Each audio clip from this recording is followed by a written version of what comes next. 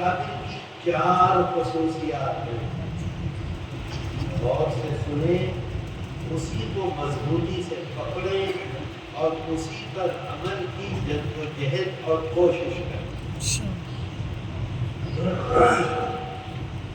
Number 1، اخلاص۔ دنیا کے لیے نہیں، نام و نمود کے لیے نہیں، صرف اللہ اور اللہ کے رسول۔ مجھے اتنا افسوس ہوتا ہے، میں چل رہا ہوں، میرے ساتھ ساتھ اپنے جسم کو میرے جسم سے ملا رہے ہیں، کیوں؟ فوٹو آ جائے۔ بڑی مجھے کل سے تکلیف ہوتی ہے۔ کیا مقصد ہے؟ اللہ کے ہاں کچھ نہیں ملے گا، جو کچھ ہے دنیا میں مل جائے گا۔ جب اس دنیا سے ہمیں لے کر جائیں گے لوگ اور قبرستان میں دفن کر کے آ جائیں گے۔ میں ایک واقعہ سنا دوں۔ اللہ کے رسول صلی اللہ علیہ وسلم فرماتے ہیں کہ 2 قسم کے لوگ اللہ کے سامنے حاضر ہوں گے۔ قیامت کے دن حاضر ہونا ہے کہ نہیں؟ اپنے ایک عمل کا جواب دینا ہے کہ نہیں؟ 2 طرح کے لوگ ہوں گے، ایک لائن ادھر ہوگی، ایک لائن ادھر ہوگی۔ ایک لائن کے لوگ اپنے نامہ اعمال پڑھیں گے اور پڑھنے کے بعد یہ کہیں گے کہ جو کچھ لکھا ہے سچ لکھا ہے، سوائے کلمہ طیب لا الہ الا اللہ محمد رسول اللہ کے ہمارے پاس کوئی نیک عمل نہیں۔ ایک دوسرے لوگ ہوں گے جنہوں نے نمازیں پڑھی ہوں گی، جنہوں نے روزے رکھے ہوں گے، جنہوں نے تبلیغی جماعت میں چلہ لگایا ہوگا، جنہوں نے تقریریں کی ہوں گی، جنہوں نے خطابت کی ہوگی، جنہوں نے شیخ الحدیث رہے ہوں گے، اور ان کے سارے اعمال جو ان کے ذہن میں ہیں، ان کے عمل کا جو خرچہ ہے اس میں نہیں لکھے ہوں گے۔ تو ان کے ذہن میں یہ آئے گا کہ اللہ کے جو فرشتے ہیں انہوں نے ہمارے ساتھ انصاف نہیں کیا، ہماری نیکیوں کو ہمارے رجسٹر میں اندراج نہیں کیا۔ اور ایک وہ لوگ ہیں جنہوں نے کوئی نیک کام نہیں کیا، وہ یہ ذہن میں ہوگا کہ اللہ کے سامنے حاضر ہوں گے، روئیں گے، گڑ گڑائیں گے، معافی مانگیں گے۔ اگر اللہ نے معاف کر دیا تو بہت اچھی بات ہے، نہیں معاف کیا تو ہمارے اعمال اسی قابل ہیں کہ ہمیں جہنم میں ڈال دیا جائے۔ میرے دوستو، اللہ کہ رسول صلی اللہ علیہ وسلم فرماتے ہیں کہ اللہ کہتا ہے انا اغنی الشرکاء عن الشرک۔ بت کی پوجا کو اللہ پسند کرتا ہے، بت کی پوجا کی اجازت دیتا ہے، کیوں؟ اس لیے کہ بت کو انسان یہ سمجھتا ہے کہ یہ بھی میرا خدا ہے، اس کے اندر بھی وہ طاقت ہے جو میرے کاموں کو کر سکتی ہے۔ ان کے سامنے کیوں آدمی سر جھکاتا ہے؟ اللہ کہتا ہے، اللہ کے رسول صلی اللہ علیہ وسلم فرماتے ہیں، حدیث قدسی ہے کہ اللہ کہتا ہے مجھ کو شرک کسی قیمت پر پسند نہیں ہے۔ اگر تم دنیا بھی چاہتے تھے اور یہ چاہتے تھے آخرت میں بھی تمہیں ملے تو دنیا میں تمہارا نام ہو گیا، دنیا تمہیں مل گئی، اب میرے پاس کچھ نہیں۔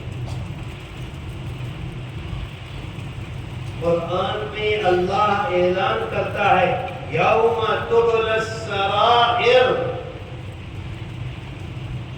کیا اعلان کر رہا؟ یوم تبلی السرائر، تمہارے دلوں میں چھپا ہوا تھا، میں بہترین نماز پڑھا رہا ہوں، تمہارے دلوں میں چھپا ہوا تھا، میں بہترین تقریر کر رہا ہوں، تمہارے دلوں میں چھپا ہوا تھا، میرا رمضان گاؤں میں نہیں گزرتا، حرم میں گزرتا ہے، تمہارے دلوں میں چھپا ہوا تھا کہ میں جو کام کر رہا ہوں اور بہترین کام کر رہا ہوں، لوگ میری تعریف کریں۔ اللہ نے کہا ہے یوم تبلی السرائر، جو کچھ دلوں میں چھپا ہوا تھا اللہ اس کو اس دن ظاہر کر دے گا۔ تم نے میرے لیے نہیں کیا، تم نے چلے میرے لیے نہیں لگائے، دنیا میں تمہارا نام ہو گیا۔ تم نے نماز تہجد میرے لیے نہیں پڑھا، دنیا میں تمہارا نام ہو گیا. تم نے خدمت خلق میرے لیے نہیں کی، دنیا میں تمہارا نام ہو گیا. اب میرے پاس کچھ نہیں ہے، میرے پاس تمہارے لیے نام اعمال خالی ہے. جاؤ جاؤ. تو ہمارے اکابر کی خصوصیت تھی نمبر ایک اخلاص. کیا مطلب؟ صرف اور صرف اللہ کے لیے. بخاری شریف قرآن کریم کے بعد دنیا کی سب سے صحیح کتاب کون سی ہے؟ بخاری شریف. کون سی ہے؟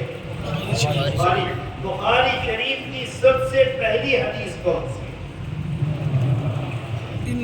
سارا کا سارا مدار تمہاری نیت پر ہے.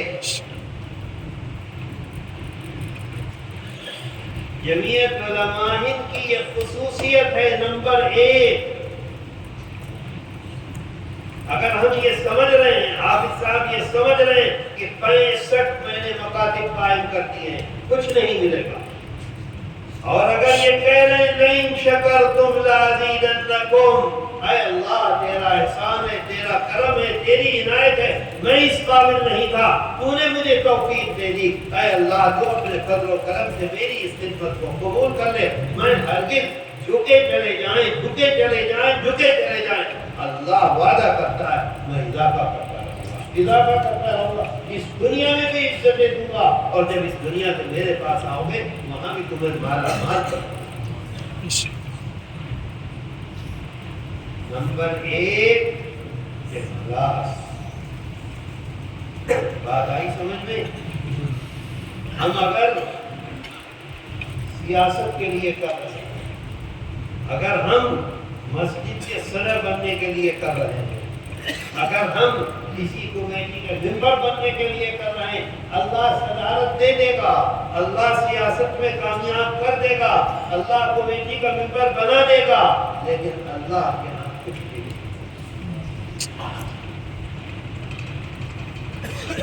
بات آتی ہے سمجھ میں؟ آ رہی ہے. نمبر 3. ارے بھائی حضرت مفتی صاحب قبلہ،